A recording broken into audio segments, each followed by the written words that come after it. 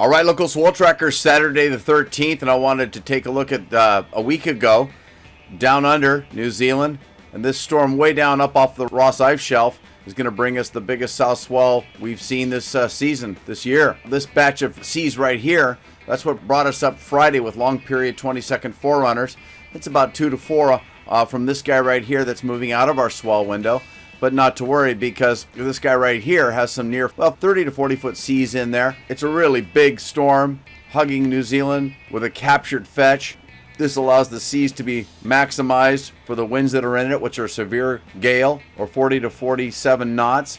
Rolling these things out further, you can see that beautiful northeast track, then it moves off further east. This thing's going to last a long time, building to 4 to 6, even occasional 7 and 8 at top reefs on Sunday, into Monday morning at least, and likely again these top refracting reefs seeing some waves 2.5, maybe 3 times overhead or 8 feet. A lot of energy in this. We'll roll this out further. You can see how it disappears, and then we go into a quiet period, the longest we've seen since May. Then later in the forecast period, we see some energy coming off southern Australia and the Tasman Sea and Tasmania. Starting in the animations, it hits it, but this one gets through. Well, we'll still get some waves. This is Tuesday the 16th, and so we are expecting some southwest swell of about 1 foot at 14 seconds, maybe 1.5 foot, 14 seconds from the southwest. And we've got some backup for this guy. Rolling this thing out further, we get a little batch right there. And then we get some more down here, but that's zonal. We're probably not going to get much from that. That's to the southwest, but look over here to the southeast. This system right here on the other side of French Polynesia should be sending up some south-southeast swell from about 165 degrees. And that should get 1.5 foot of swell at 16 seconds around the 23rd, which is Wednesday, through the 24th. Be looking at some 3-footers out of this guy. Clicking this in, you can see it spin off right there, and it stays put for about a day. It's not the best track, but it does spin it in place decently to bring us up some south-southeast, mixing in with some southwest. That'll be interesting on those as those two extreme angles mix. Haven't seen that in a while. So we'll take one last look at the beast that's bringing us in our waves. It's filling in right now at about 2 feet, 20 seconds. And it's going to build all the way through the night. It's going to be building still yet through the first half of Sunday and getting more and more consistent. A lot of sets will be 5 feet. And then there are going to be periods where the sets are going to group in that bigger realm, that serious near warning level category. And this is the guy right here. It's all thanks to that northeast track and the size of it. Now let's take a look at the winds that created those seas we were just looking at. Okay, these surface winds right there to the southeast. Look how wide and long that is. Long, wide fetches allow for more consistency once the swell is fully filled into the location. It points up our way for quite a while, and thus we're going to have a long-lasting event. Then it goes quiet, as I said, after this current swell. Thank God it's lasting a long time, because there'll be no swell generation from this area for about 5 days. And after that, the 2 sources that we saw from the southwest or Tasman Sea and the southeast are not going to be big events by any means. So these are the current surface winds for Saturday afternoon, the 13th. Here's the fetch in the Tasman Sea, and here comes the next batch of winds right there. This one definitely looks better. This one right here. It still has to get through the cheese grater of, Fiji and Samoa, and it's not necessarily pointing directly at us, but Wave Watch 3 is predicting some 3-footers out of this around the 23rd, 24th, 25th. And there's the main fetch right there. We'll continue to roll these out, and you can see we go into a bit of a quiet period, but here's that southeast swell producer right here. There's some storm gales of 55 knots in this guy.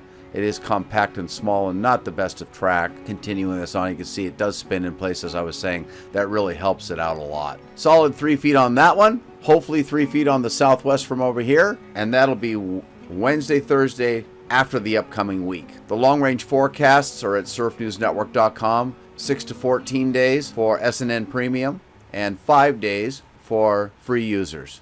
Okay, now the jet stream down under. You can see where all this blue is. That was all purple, and the flow was to the northeast a week ago. Now, high pressure there, blocking any swell production. A lot of energy in the northern branch, and that assists at the surface when some storms move in under Australia and pass through the Tasman Sea. We'll extend these animations, and you can see that energy right there coming up. And then here's some energy off to the southeast, helping with that other compact storm I was pointing out. But all in all, this flow right here that you're seeing is nothing as good compared to what we've had on a fairly regular basis for the last 2.5 months. All right, the swell periods. Take a look at some of these 21, 22 seconds. We are just a click outside of the window here to the north. This is the big swell that's building as we speak. It's going to continue to build again through the first half of Sunday. Here comes some energy that I was speaking about from the Tasman Sea. And here comes that swell from the southeast. A portion of it will be sideband swell. But that is the guy. And wait till you see the north pack and how that south swell looks. Remember, swell periods are a mostly conservative value. It's energy that can travel thousands of miles in the ocean without losing that. Unlike the sea heights that lose about half of their value every 1,000 miles they travel, better known as swell decay. Periods are very distinct. Okay, so here they are. Now you can see the longer period forerunners that hit from the first swell. This is the first swell train way up here that hit Friday. The first swell that got, 2 to 4 feet solid, more of a south angle. And here's the second run of swell. This is going to be the far bigger swell, nearly twice the height, and that's filling in as we speak right now. And we'll roll these things out into Sunday, see it, all that passes us, and so you see how the swell periods remain constant all the way up into the Gulf. I mean, they traveled 5,000 miles just to get to us. You add another few thousand in there, and they're still 22 seconds, although the sea heights, the swell heights, have decayed. So this is Monday the 15th. Rolling these things out further, we should see some little pockets of energy starting to come up out of the Tasman Sea. Here they are, trying to make their way up through those South Pac Islands, and here comes that southeast swell right here. This is Sunday the 21st, pretty much a week out from today. Now the jet stream's pretty energetic for this time of year and fairly consolidated. And we did see a nice little northwester come last week. I don't have archives of the jet stream, but we saw some shoulder high waves Thursday, a little smaller on Friday, and gone today, Saturday. And this is Sunday's outlook right here on these large upper air currents. Take a look at this. That's some 150 knot, 160 knot winds up into the Gulf. It looks like there could be a bit of a trough bouncing up and over the high pressure to our north, but nothing is going to make it to us from this source of energy. And this is about as strong as it gets after this particular period. Midweek, things really fall apart. It's just nearly non-existent, but it is up there. But the North Shore is overall shutting down, and nothing but trade wind swell getting up there by Turtle Bay is to be expected. I wanted to do a little hindcasting back last Saturday the 6th and show you the system off of the Kuril Islands that was tracking towards us for a little while. That little spinner right here, hitting the dateline right there on Sunday the 7th, is the one that finally reached us for Thursday and Friday of this last week from the northwest. Continuing on the animations, you can see this is former Hurricane Barbara that slammed us in, got us up to some 6-7 foot waves for the Big Island, and occasionally 5 or 6 for isolated reefs along the windward side. And high pressures overall dominating the clockwise spinners up there in the blue areas. There's some troughing going on, but not enough to bring any waves. Nothing like this. This was Barbara over here, and this is that northwester over here, out of season. No more of those are on the charts, but things can change. All right, let's go back here to Friday the 5th, about 8 days ago. Here's Barbara, Category 4, first hurricane of the season. She was a whomper. It's 165 knot winds, if I remember correctly. Starting in the loops, she weakened very quickly, but neared the islands. So even though the lack of intensity occurred, the proximity made up for it.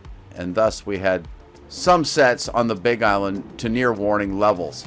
Here's that low pressure off here to the northwest, and this was Monday the 8th. That faded out. Barbara kind of faded out as well. We're not going to be seeing anything from this area of troughiness here. We're in a quiet period as far as trade wind swells. Later on in the forecast period, we seem to be picking up here on wind swell. Take a look at this right there. This will be Thursday, Friday, the 18th and 19th of the upcoming week. We're expecting upstream wind swell and locally stronger trades to probably bring us up about 2 to 3, maybe 4 for the windward shores. All right, the water vapor loops, we're going to start way up, 20,000 feet up in the atmosphere. The brown regions just showing the more stable air masses, the sinking air. Down here is the intertropical convergence zone just lighting up with thunderstorms. It's going to stay put. It's where the trade winds from the north pack meet the trade winds from the south pack, and they generally hover there near the equator. So all in all, we are in a stable air mass. It's just beautiful. We have the typical embedded trade wind showers focused mostly in windward Malka. But that's it. I mean, I hope you pack your sunblock, apply generously every couple hours, and I hope you also play it safe tomorrow through Monday. If you don't have the experience with long period swells, a double to triple overhead. Here's the Pacific Northeast Rainbow Loop. You can see the flow to the east trade winds. The high pressure generating that to our north, spinning clockwise. You can see that overall flow. Looks like a little tropical storm. Tropical disturbance coming off of Baja here that's weakening quickly. All right, here are the hand-drawn surface charts. The high pressure far to the north-northeast. Another high moving in from the north-northwest. Some of these low pressure areas still hanging out in between the high pressures. High pressures, though, are stronger and dominant. And here are the reflective loops at the surface. You can see some upstream showers, especially northwest of Kauai. And there's some, of course, windward Malka, as I was mentioning. And even off to the leeward coast. Most of it's offshore, though. You can see all in all, not much rain. And windy.com showing the lovely animations and the very easterly flow to the winds. A disturbance to the southeast, man. They got some strong winds there. Pulling this thing out a bit, you can see some trophy areas to the north-northwest and northwest, but there's not enough magnitude in these winds to bring a swell, and they're not pointing the right way. And in the land down under, we don't have the archives, but here's the remnants of the swell producers. Here comes the start of the Tasman Sea sources. And it's definitely not looking as good as it's been after the upcoming event. Our bodies will probably need a break. And that's your update. Thanks so much for being here. I'll get an update in weekend after next. Thanks for clicking in. See you in the lineup.